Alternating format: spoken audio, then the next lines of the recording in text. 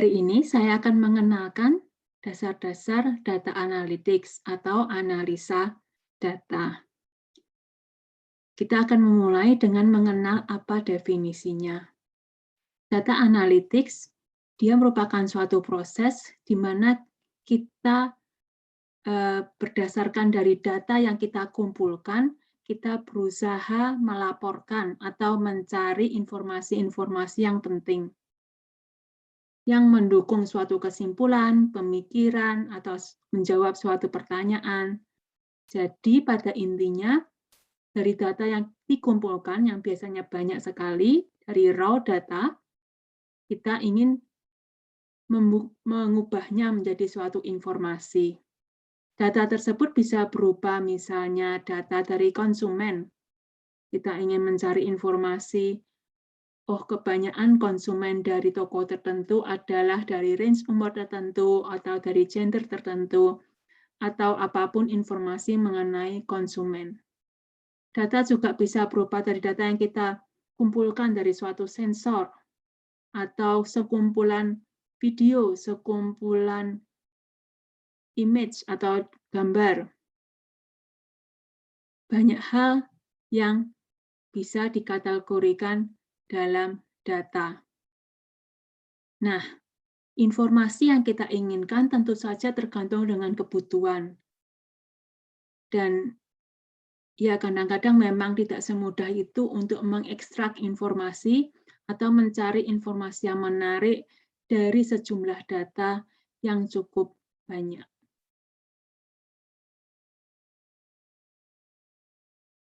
Nah, biasanya ini data analitik sangat berguna untuk membuat suatu keputusan atau decision making. Misalnya, suatu produsen atau penjual ingin mengetahui apa yang enaknya atau yang sebaiknya dibeli atau dijual. Atau bagaimana atau di mana penjual ingin membuat iklan. Atau mungkin bagaimana kita bisa membuat sistem pendidikan, perekrutan, sistem organisasi, atau apapun bisa dioptimalkan lebih baik lagi. Atau dengan dana yang ada atau energi yang ada, siapa yang sebaiknya kita dukung. Atau sebaiknya di mana, kapan sesuatu didirikan. Nah, pertanyaan-pertanyaan seperti ini sangat penting dalam kehidupan. Dia banyak mempengaruhi jual beli, keuangan, ke pertumbuhan suatu tempat, mempengaruhi hajat hidup orang banyak. Nah, untuk mengambil keputusan-keputusan seperti ini, data analitik informasi yang tepat dari data yang benar akan sangat berguna. Namun kita harus ingat data analitik ini bukan satu-satunya faktor dalam pembuatan keputusan. Pada akhirnya seringkali memang berdasarkan feeling seseorang atau berdasarkan hal-hal yang lainnya. Tapi tentu saja data analitik sangat berguna bila dipakai secara benar. Nah, dari pertanyaan-pertanyaan yang lebih global seperti ini, kita harus membuat pertanyaan yang lebih membumi sesuai dengan informasi yang kita bisa cari dari data kita.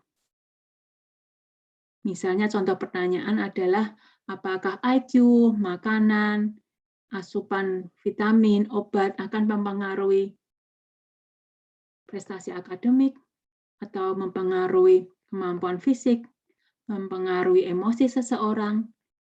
Kalau iya pun, misalnya makanan apa, apakah makanan tertentu itu mempengaruhi atau tidak. Bila kita mengetahui hal-hal seperti ini, mungkin sistem pendidikan kita, sistem organisasi, sistem yang kita berusaha bangun, kita bisa optimalkan dengan baik dengan memberikan asupan makanan yang sesuai dengan analisa data. Contoh yang lain, misalnya kita membuat suatu kegiatan, menginvest dana untuk suatu iklan atau suatu seminar. Kita ingin mengetahui apakah hal tersebut cukup berpengaruh atau tidak, sehingga perlu diadakan kembali atau tidak, atau bagaimana lah cukup berpengaruhnya. Itu memang sesuai dengan kebutuhan kita, misalnya berpengaruh terhadap pembelian, terhadap branding, ya nama besar suatu brand, atau mungkin tujuan kita tujuan kita ingin meningkatkan interaksi sosial, maka apakah itu cukup berpengaruh atau tidak kegiatan yang kita lakukan. Contoh yang lain misalnya, bagaimana memilih warna, ukuran. Ya, apakah warna tertentu, ukuran tertentu mempengaruhi penjualan, hasil penjualan, atau juga penempatan barang apabila dia ditempatkan di posisi tertentu pada suatu supermarket, apakah dia akan mempengaruhi penjualan atau tidak. Contoh yang lain adalah analisa secara data saja, siapakah pemakai utama dari suatu barang, atau kebalikannya, apakah seseorang ini membeli barang, terutama barang-barang apa atau makanan yang bagaimana. Nah, analisa seperti itu, data atau grafik yang bisa menjelaskan seperti itu akan bermanfaat juga untuk berbagai macam pihak. Hal yang lain, misalnya kita ingin mengetahui distribusi umur, gender di populasi tertentu. Ya, secara statistik tentu saja. Terus, misalnya tentang pendidikan, apakah suatu praktikum, asistensi, atau cara mengajar tertentu meningkatkan kemampuan siswa, atau kurang meningkatkan secara signifikan, misalnya seperti itu. Atau hal yang lain juga adalah apakah sesuatu berbanding lurus dengan hal yang lain. Misalnya, apakah jumlah jam belajar Anda akan berbanding lurus dengan nilai yang Anda dapatkan. Nah, pertanyaan-pertanyaan simpel seperti itu hanya bisa dijawab tentu saja dari data. Harus jawab secara ilmiah dengan data yang benar, dan pengumpulan data menjadi penting dalam hal ini, juga cara menganalisanya menjadi penting. Yang paling dasar dalam mengumpulkan data adalah mendeskripsikan data tersebut. Jadi untuk menganalisa data ada banyak cara. Salah satunya adalah deskriptif statistik, yaitu mendeskripsikan data secara kuantitatif. Ya, paling mudah adalah dengan menghitung rata-rata atau arithmetic means. Nah, rata-rata yang rumus yang Anda lihat di situ, X1, X2, dan X seterusnya merupakan data kita, N merupakan jumlah data kita.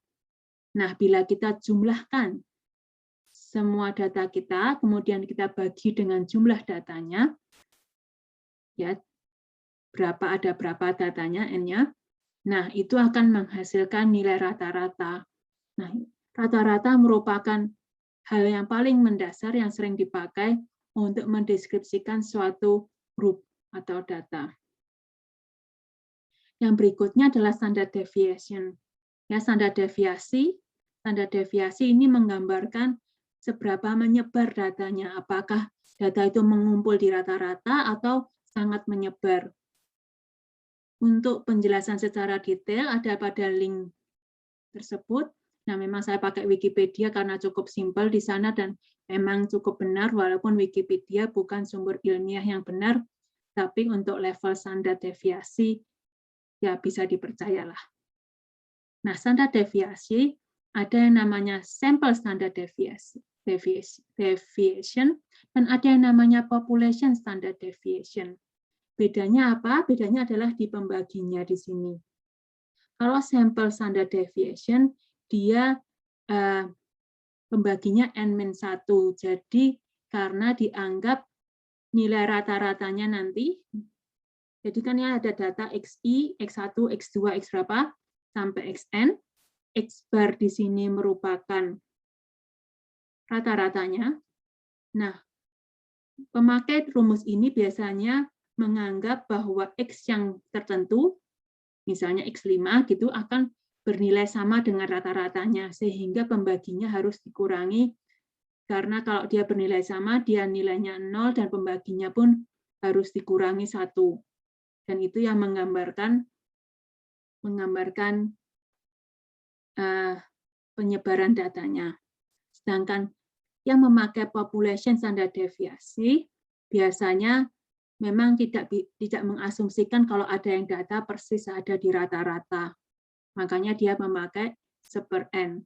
Tentu saja asumsi yang tadi itu bukan satu-satunya alasan, ada berbagai macam alasan mengapa seseorang memilih sampel dan standard deviation atau population standard deviation.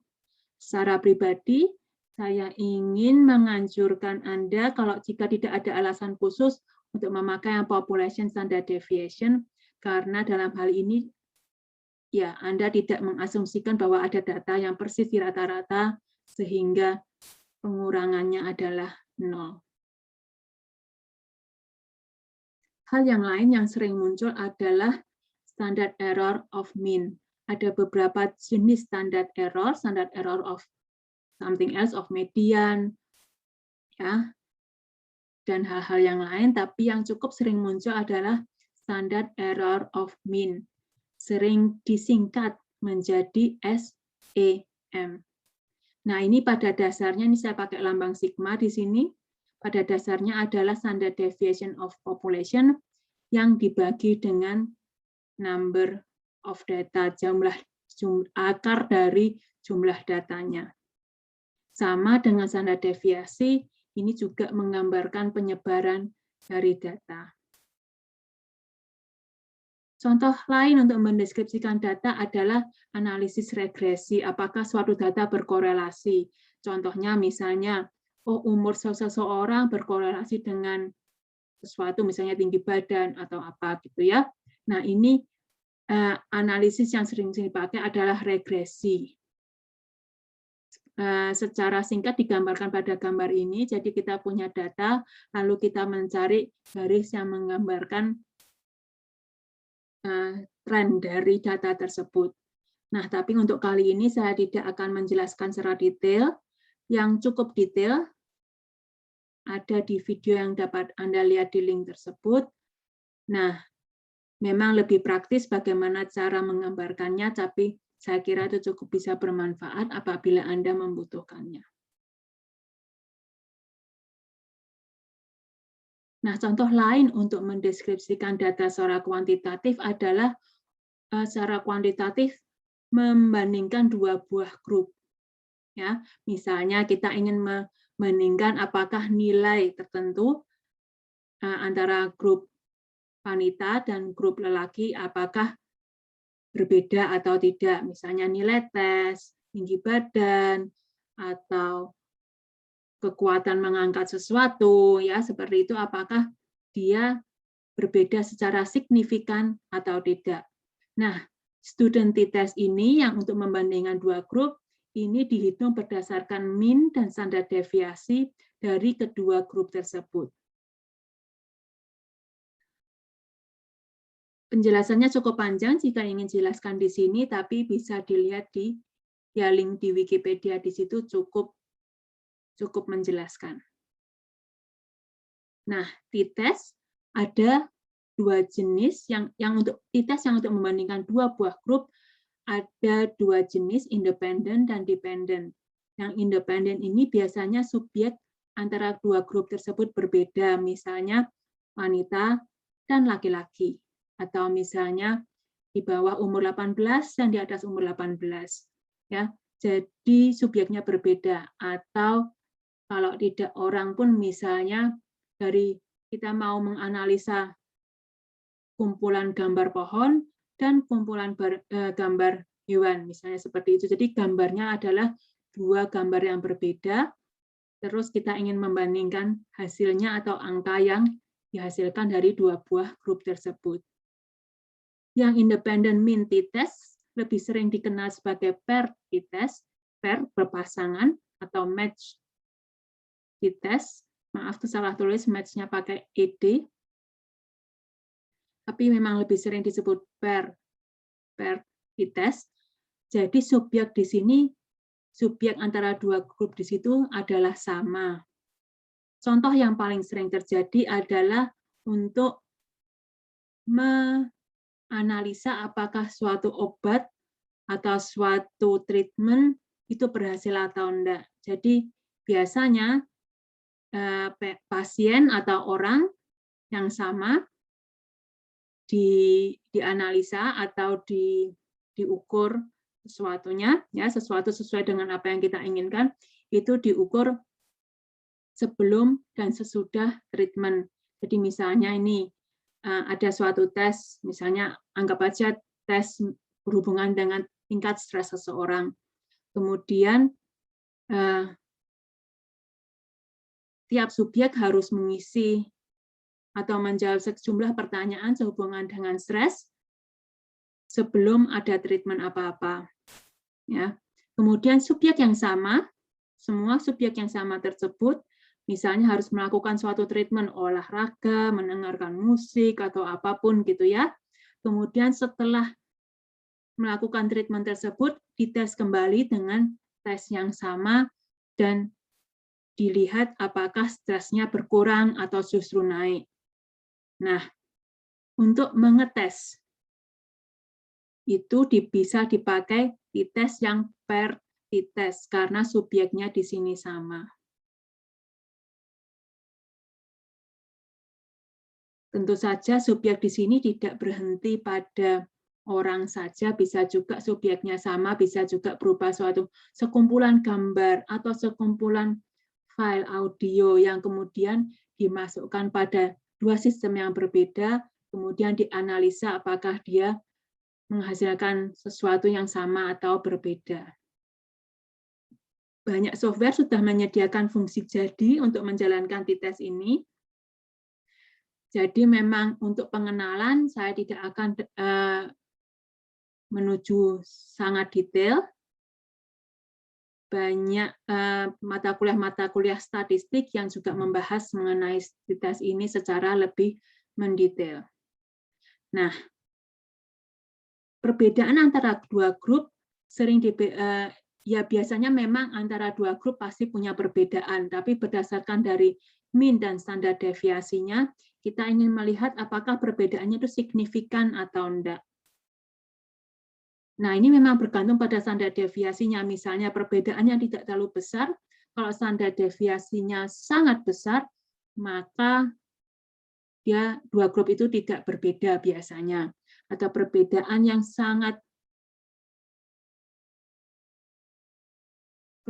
yang kecil misalnya, bukan perbedaan yang biasa saja, tapi standar deviasinya kecil, karena dia variasinya tidak banyak, maka dia bisa dibilang dia cukup berbeda.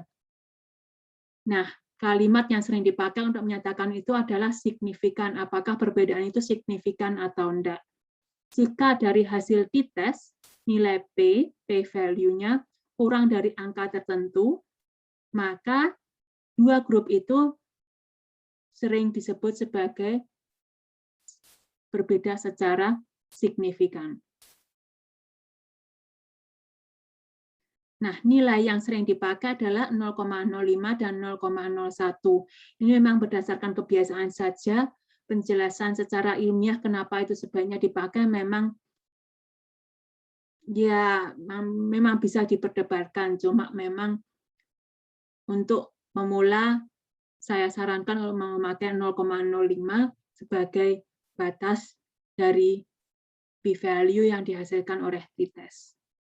Nah, penjelasan mengenai t-test ini memang butuh waktu lebih banyak dan memang juga contoh cara menghitungnya atau cara menyatakannya, menganalisanya butuh waktu yang lebih banyak, bisa dilihat pada video yang linknya diberikan di sini.